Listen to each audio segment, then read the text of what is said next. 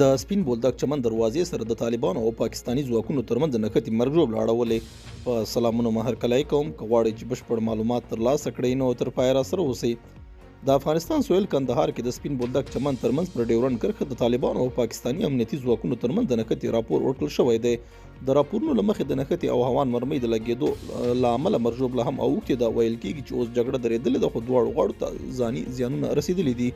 د کرښې هغې غاړې ته د چمن روغتون ډاکټرانو ویلي لږ تر لږه 15 کسان وژل شوي دي. د پاکستان پوځ بیا په خپاره شوي بیان کې ویلي چې طالبانو د بې هدفه بریدونو په پایله کې لږ تر لږه 6 تنه ملکي وګړي وژل شوي او 12 تنه نور ټپیان دي. د پاکستان پوځ د عامه اړیکو په بیان کې ویلي د طالبانو ځواکونو په چمن سیمه کې د توپونو او هوانونو په ګډون درنې وسلې هم کارولې دي. طالبانو په رسمي ډول په دې اړه غبرګون نه دی ښودلی او تر اوسه د افغانستان خواته د قربانیانو کره شمېرې نه دي معلومې. د بلوچستان اعلی وزیر عبدالقدوس دغه پیښه غندلې او د پاکستان په مرکزي حکومت یې غږ کړی چې په کابل کې له واکمنو طالبانو سره په دې اړه جدي خبرې وکړي.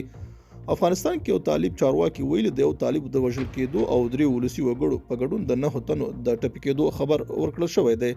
په ټولنیزو رسنیو خپرو شوو ویډیوګانو کې یو شمېر ټپیان هم لیدل کېږي چې روغتونونو ته رسول شوي دي. د عیني شاهدانو له قوله طالب سرتیرو په سیمه کې امنیتي پوستې جوړولې چې پاکستاني سرتیرو یې مخالفت کړی دی.